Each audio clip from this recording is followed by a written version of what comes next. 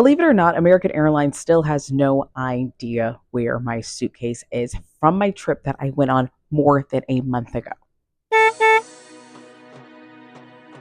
Hey, my name is Channing Curtis and I travel quite a bit. So, here are some of my top tips for people who are looking to travel internationally and might be new to the game. Before I get too far ahead of myself, though, let me ask you, where is your next travel destination? Are you planning on making an international trip anytime soon?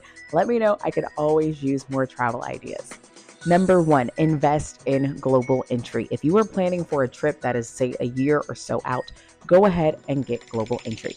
There's an application process that does take quite a bit of time and they do ask for quite a bit of information and you do have to go through an interview, but trust me when I say it is worth it.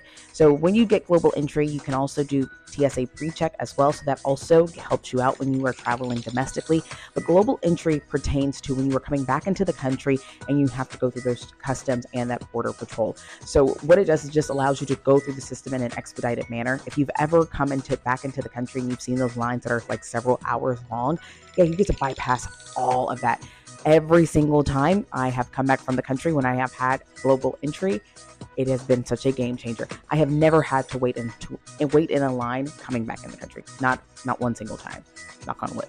Another tip, and this is a new one for me even, is invest in some type of AirTag for all of your luggage and even for your carry-ons as well. I recently went on a 7-day cruise through Greece and the airport lost my luggage on the way there. It's been over a month and they still have not found my bag. And the only reason I am somewhat able to track it is because of the AirTag that is in it. That has been so incredibly helpful because without that, the airline would still have no idea where my bag is. And that bag was actually supposed to be a carry-on. I ended up having to check it at the gate because there was some overcrowding issues with the plane. And so even though it was a carry-on bag, I still had my AirTag in it and it ended up saving me in the long run. Now, do I still have that bag to this day? No. So yes, invest in AirTags, and not just for your luggage as well. Again, put them in your carry-ons. You can keep them in any personal items.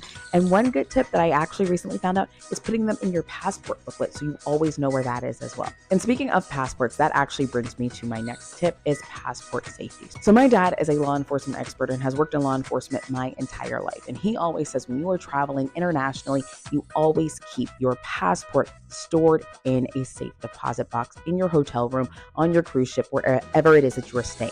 You do not travel with your passport. Now, in some instances, when you do need to have identification with you, there are several mobile sites that you can use, and even Apple Wallet will allow you to keep your state ID in many instances, but you can also just actually make a paper copy of your passport as well to keep on your person too. That's a good one just in case something happens and your passport does get stolen or even your passport gets lost while you're traveling internationally. Another pro tip is to keep a copy of your passport with somebody back at home in case you need somebody to send you documentation as well, or at least make sure somebody back at home knows where to find all of your documents. Again, like I know this is worst case scenario, but these things do happen.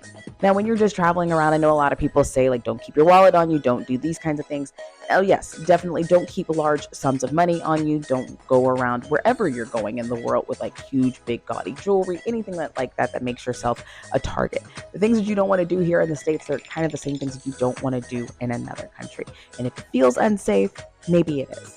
And finally, no matter where you're going, try and learn a few words in their native language. People in a lot of countries do actually speak English and actually speak it really well, but it goes a long way to know that you are at least trying to adhere to their cultural norms. So at least learning hello, goodbye, please, and thank you in another language will go a long way. It was super beneficial for me when I went to Paris a couple of years ago. For whatever reason, people always say that the French aren't that friendly. I found them to be the exact opposite. However, I did notice that every time that you entered or left the store, people did greet you in French and expected you to greet them the same way. All right, guys, that's all for today's travel tips. Give me a like and hit that subscribe button if you enjoy this kind of content. And don't forget to let me know in the comment section where you're heading to next.